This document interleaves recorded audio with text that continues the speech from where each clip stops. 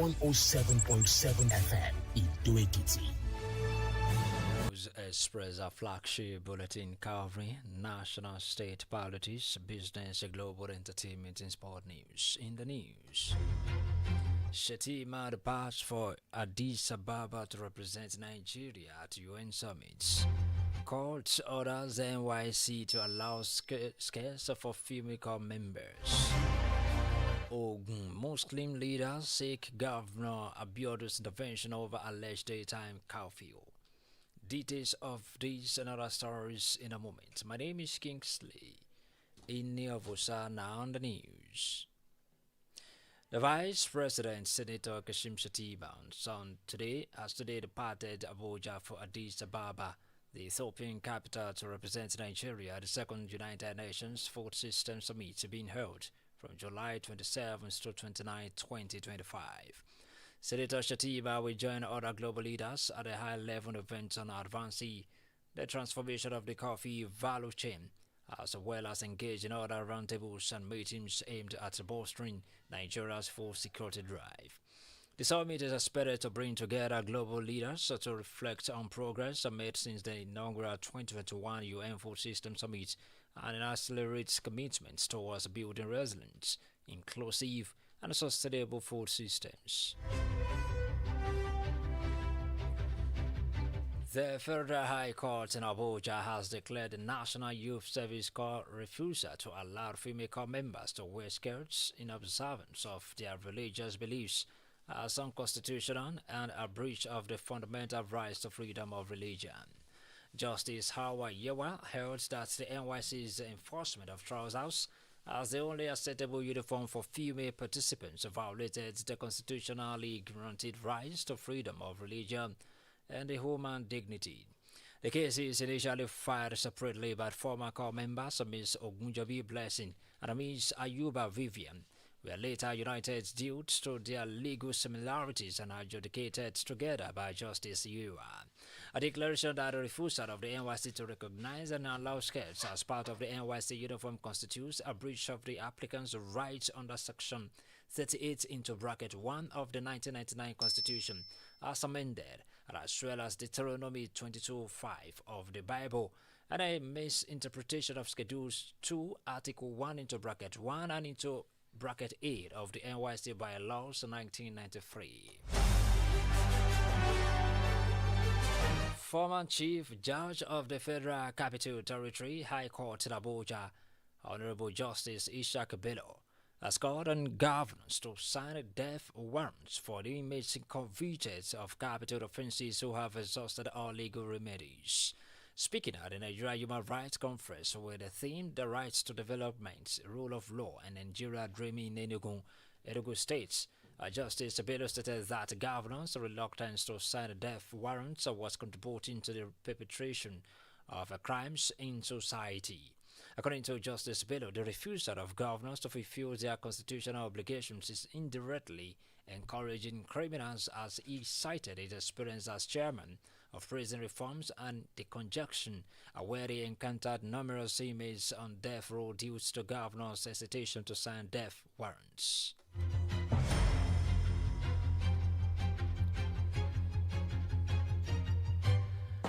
A former chairman of the Nigeria Electricity Regulatory Commission, Sam Amadi, says that federal government may withdraw the subsidy to reduce the cost of electricity for consumers if it continues to incur debts. Amadi stated this in a televised interview, as he said federal government can become envious if the states are bragging about the electricity generation. However, he says that it would not be a wise thing for the government to do now, as developed countries also make use of subsidized energy consumption for their citizens. Well, I don't think so. I think subsidies, there's a big emotive debate. Most economists just take the ideological view subsidies back. That's not true. You see, subsidy is always a part of a market. The question is how you do subsidy and when do you put it. And for what purpose? Look at Europe, look at EU, look at all these countries. They are actually having strong subsidy for energy, arising from the crisis in Russia, Ukraine, arising from the need to make transition from energy source to another. Subsidy is always there. If you look at Canada, Ontario, when they were moving to renewable, there was so much subsidy to make sure the price is affordable. So the long economics that says subsidy is bad is not true. But the question then is, the federal government in alternative subsidy must say, and it's based on fiscal policy around several competing needs. Healthcare is collapsed, so they can say this amount of subsidy we can put, and this is how we can put it. Again, we have not used our regulatory tools. If you look at the Recall President Bola Tinubu had appealed to power generation companies, GenCos, to give the federal government more time to complete the verification and validation of long-standing debts owed to them. A former Anambra State Police Commissioner, Adamimogo, says that the complaints of poor welfare echoed by retired policemen during a recent protest in the parts of Nigeria through reflections of the economic challenges being faced by ESCOM whose pensions are unpaid years after their exit from service. In a televised interview, Adeoye says that no retired officer should have died in poverty after 35 years meritorious service to the nation. The contributory pension scheme is such that does not meet with the aspiration and the minimum expected standard of living for one who has served this country for that length of period of 35 years. That is virtually all their life. And most of these police officers, policing is the only thing they know how to do. They have no secondary skills. Many of them don't have any other profession they can fall back upon. And this contributory pension scheme is part of their own salaries while in service. They contribute 8% of their salary monthly to this scheme, while the federal government contributes 10% to give a total of 18% in accordance with the Pension Reform Act of 2014. Now, the first problem is that these benefits are never gotten on time. I think the system is inefficient and ineffective. For example, Adeoye portrayed the IGP as being sensitive and concerned about the welfare of the officers. The problem was not its creation. He said it had been in existence before they came into office. Adding that the IG had been rubbing minds with officers to see the ways to ameliorate the situation. Wherever the military, the DSS, the NIA exited to. Before the contributory pension scheme, there was the defined benefit scheme.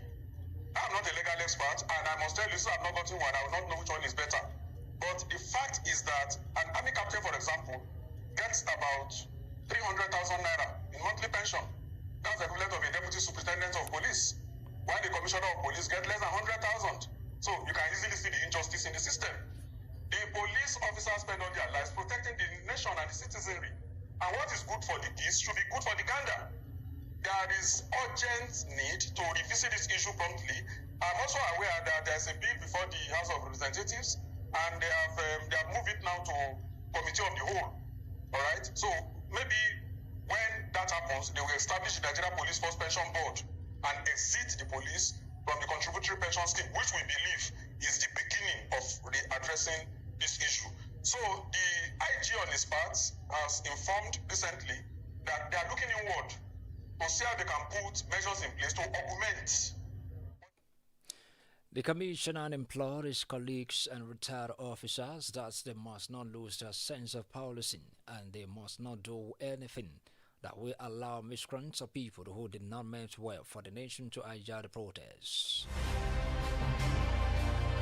The academic staff union of universities has expressed the frustration over the prolonged stalemates in its renegotiations with the federal government on key issues affecting university lecturers and the education sector. In an interview with those men in charge today, ASU President Prof. Chris Puwana said the union had run out of patience with the government's failure to take concrete action despite years of promises and discussions. Puwana emphasized that the union's demands are clear and well articulated, citing the 2009 agreement with the government which outlines crucial matters such as conditions of service, university autonomy, academic freedom, sustainable funding, and earned academic allowances. The ASU president noted that issues such as infrastructural decay, staff demoralization, cultism, and the declining quality of education in universities can best be addressed through increased funding and improved remuneration for lecturers.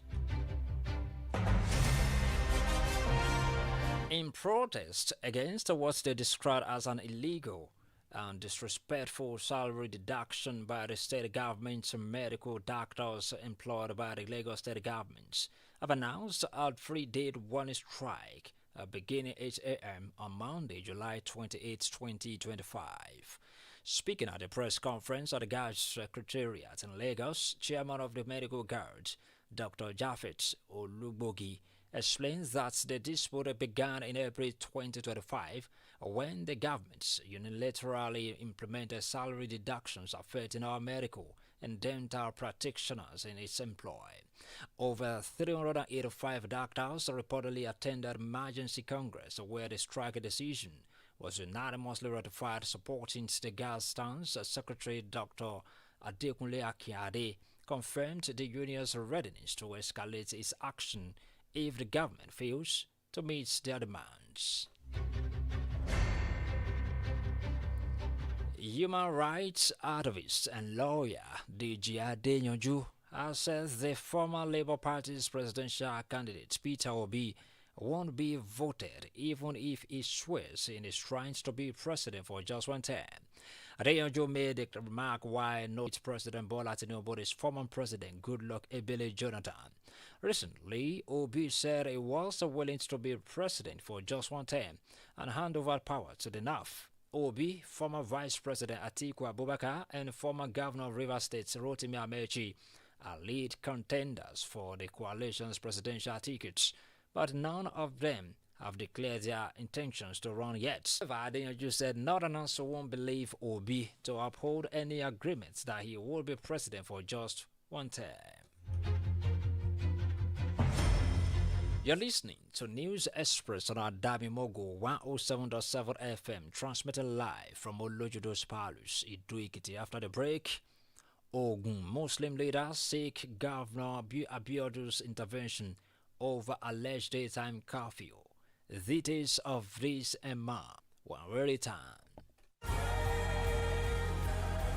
It is another refreshing time and the outpouring power of God as Christ Apostolic Church, Grace of Mercy Prayer Mountain, Adamimogo, Jesus City, presents Sure Mercy of David, a yearly fasting and prayer program where God is set to heal the sick, deliver the poor, set the captives free, and save the lost. Sure Mercy of David comes up in the month of August, every Friday to Sunday, each week in the month of August 2025, as God will be using his anointed servant, Prophet Sam Olualo Baba Adamimogo, and many other great anointed men of God. Many spiritual singers will be ministering in song as well. Venue CAC, Grace of Mercy Prayer Mountain, Adamimogo, Jesus City, Ilamija Village, Lekki Epe Expressway, Lagos State. For one-on-one counseling with Prophet Sam Olualo, register at JesusCityRadio.com. Sure Mercy of David.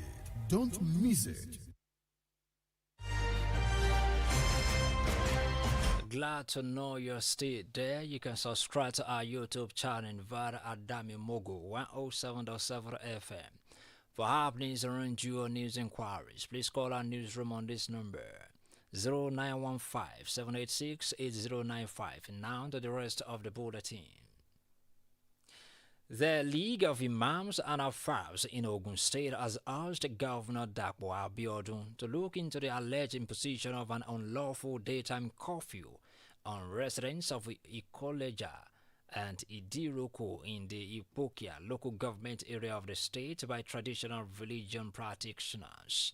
The Muslim leaders described the attempt as a threat to the constitutional rights, peace, and security of residents under the pretext of performing traditional rites for the late Oniko of Ikoland, Oba John Olagunle.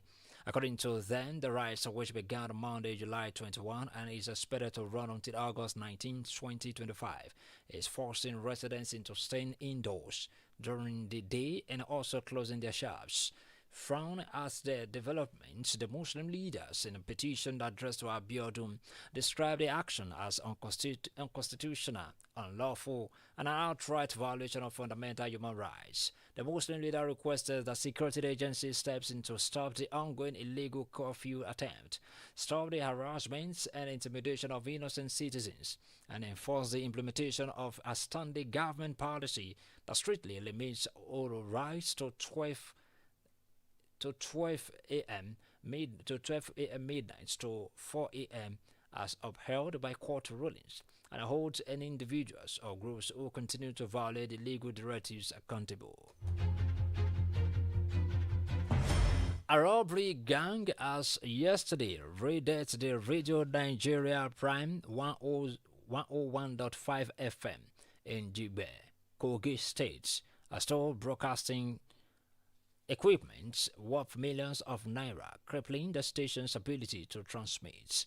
It was gathered that the general manager of the station, Momo Jimo Adeza, said the incident was a major attack, as eyewitnesses says the armed men, numbering about 10, operated for over 3 hours before making off with vital components. The general manager told the newsman that staff members discovered extensive damage and theft on Saturday morning, adding that the station was off air following cutting away of the equipment. The Ekiti State Council of Obas has called on churches and religious leaders to intensify prayers for lasting peace and stability across the states, especially as it approaches the election season. The call was made by the Iwi of Ado-Ekiti, Oba Rufus Adejugbe, who spoke on behalf of the monarchs. He made the appeal during the 2025 edition of the Admiral Royal Federal Thanksgiving service held at the Redeemed Christian Church of God, a Life Gate Cathedral at Ado-Ekiti, where traditional rulers gathered to appreciate God for his guidance over their domains.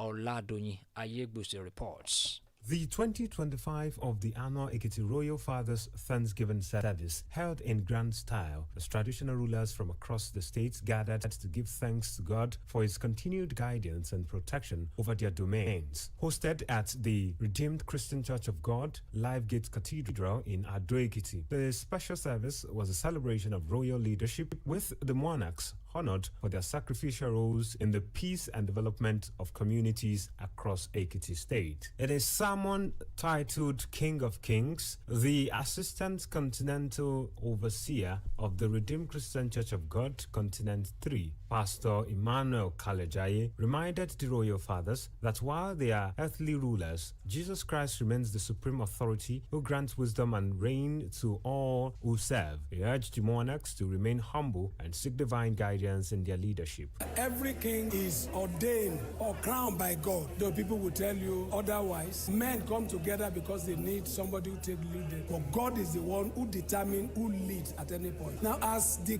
office of the king carries so much authority, now the king themselves must also understand that there is somebody who put them in place. And so they must give him that honor, they must give him that respect. As much as other men honor king should honor the one who places them on the throne. Chairman of the Thanksgiving Committee, Pastor Jide Akinleye, emphasized the need for continued prayers over Ekiti communities, noting that spiritual covering over the land is crucial for sustaining peace and unity. For those of us who are culturally inclined, you will know that Obalonile, they are the owners of the land. And so if the land is covered by the glory of God, then the people will rejoice. So the intention of the Redeemed Christian Church of God to have program of this nature is to pray over the land and the palaces that all these KBACs occupy, with the belief and faith that as we pray, the Almighty God will also build a shield on their palaces and evils will be far from their land. The Ewe of Ado-Ekiti, Oba Rufus Adeyemo Adejugbe, who gave a heartfelt testimony, thanked the church for its support and pledged the Royal Fathers' continued return to the altar for Thanksgiving. Especially as the state prepares for electioneering, he appealed to spiritual leaders to intensify prayers for peace in the state.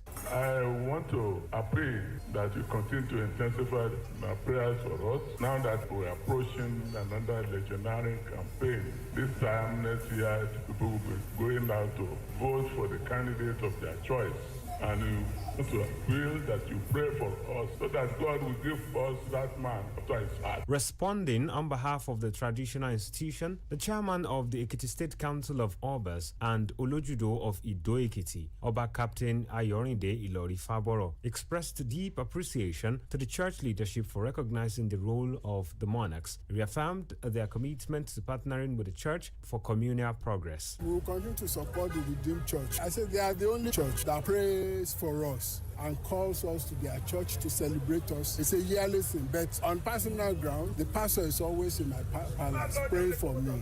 It's a very good church, it's a dynamic church, and many cases are redeemed pastors. So the cooperation will continue. I'll continue to pray for them as they continue to pray, and there will be peace everywhere. The service also featured worship renditions by the Nigerian Police Band and a special musical performance by the monarchs themselves, creating a moment of unity and celebration.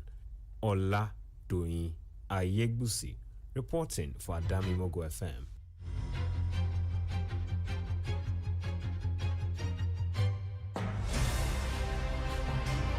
On business news, shareholders of Champion Breweries PLC have approved an increase in the firm's authorized share capital to 5 billion shares and sanctioned a fresh capital raise of 45 billion naira by way of debt and bonds. A statement from the company states that the firm, which has enjoyed Call Limited as a majority shareholder, would use the capital injections for its bold expansion drive. It also stated that the approval was secured at the company's extraordinary general meeting held virtually on Thursday, marking a vote of confidence in Champion Breweries' transformation agenda and long-term growth trajectory. On foreign scene, as Israel announced a tactical pause in parts of the devastated territories to allow deliveries and aid trucks are begun entry the Gaza Strip from Egypt today. Egyptian state-linked media had earlier confirmed the movement of convoys, sharing footage of trucks at the border area. However, trucks crossing the Rafah border cannot enter Gaza directly, as the Palestinian side of crossing was seized by the Israeli military last year and has been badly damaged. Meanwhile, the Israeli military said today the daily pause in the enclave running from 10 a.m. to 8 p.m. would apply only to specific areas, including Al-Mawasi, Deir al-Bala, and parts of Gaza City, where Israeli troops are not currently operating. On entertainment, Nigeria street pop singer Abibu Kikiola, popularly known as Portable, has turned down a 100 million naira offer to physically confront social media critic Very Dark Man, demanding a much higher fee of 1 billion naira instead.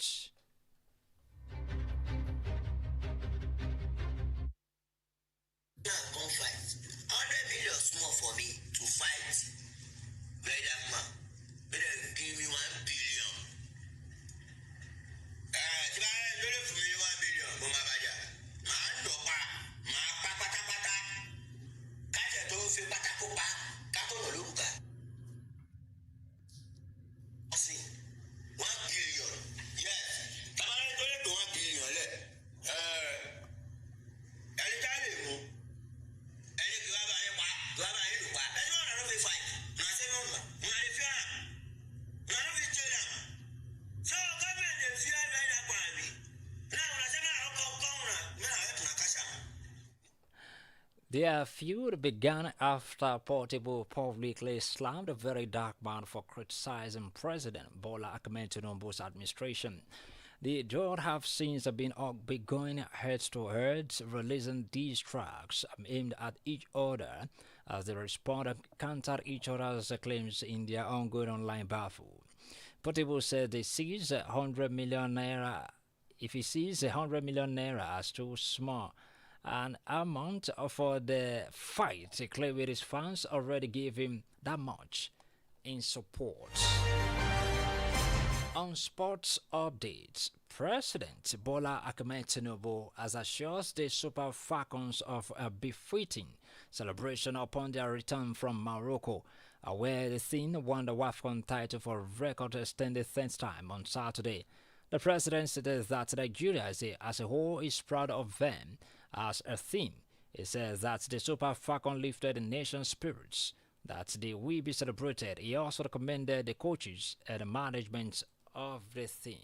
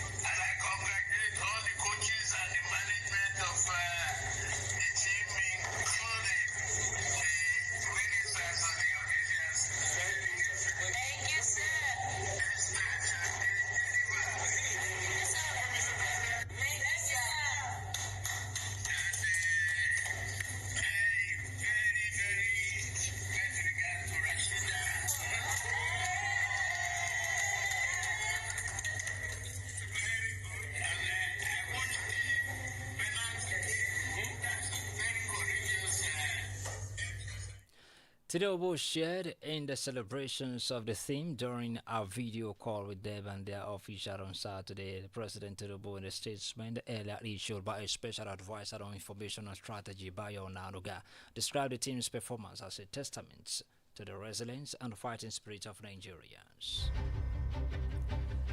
And still on sports, the final stage of the Sam Oluwalo Foundation Soccer Tournament held among secondary schools in Idosi local government in the year 2024 has just been concluded yesterday. The secretary to Adamimogo Football Club, Deji Ogunbusuyi, stated the visions of the football academy says the raw talents are meant to be discovered from grassroots, developed holistically, and transformed into world-class football professionals. He says the goal is to bridge the gap between the potential and opportunity by providing young players with access to quality coaching, education, and character building. He also added that Adamimogo Football Academy are driven by a passion to raise a new generation of football stars who will not only shine on the global stage but also serve as role models in their communities through discipline, excellence, and purpose. At the end of the screening, the following players were picked to join Adamimogo FC: Ogunleye Damilola of Ifaki Grammar School, Adebi Olaoluwa of Jesus Army Secondary School, Ido-Ekiti, Ajewole Kende of Ifesin Grammar School, Aderoju Oluwatomiwa, a winger from Foye, Afolayan Lekan Lawa Taiwo, Olowo Juwon Ayuba Ojo Ayobami attacker. The 23 players were also picked to start the Adamimogo FA under-17, while 22 players were equally selected for under-15. Ogunbusuyi said those selected to join Adamimogo FC are expected to resume on August 1, 2025 to camp in Abeokuta, while the remaining two categories will be in Ido-Ekiti to start the academy. Meanwhile, Coach Jimo Quadri, also known as Sidolf, and Coach Oke have been appointed to be in charge of the academy. To end the News Express at 6, a recap of our top stories. We told you that Vice President Senator Kashim Shettima has today departed to Abuja for Addis Ababa, the Ethiopian capital, to represent Nigeria at the second United Nations Full 16 Summit being held from July 27 to 29, 2025. Remember, we also told you that the Federal High Court in Abuja has declared the National Youth Service Corps refusal to allow female corps members to wear skirts in observance of their religious beliefs as unconstitutional and a breach of the fundamental rights to freedom of religion.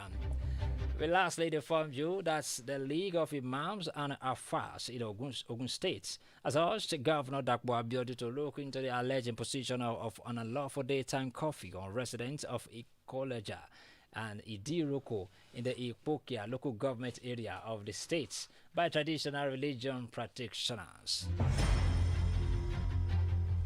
And that's News Express from Adamimogo 107.7 FM. The news was edited and read by Kingsley Iniovosa. Good evening and thanks for listening.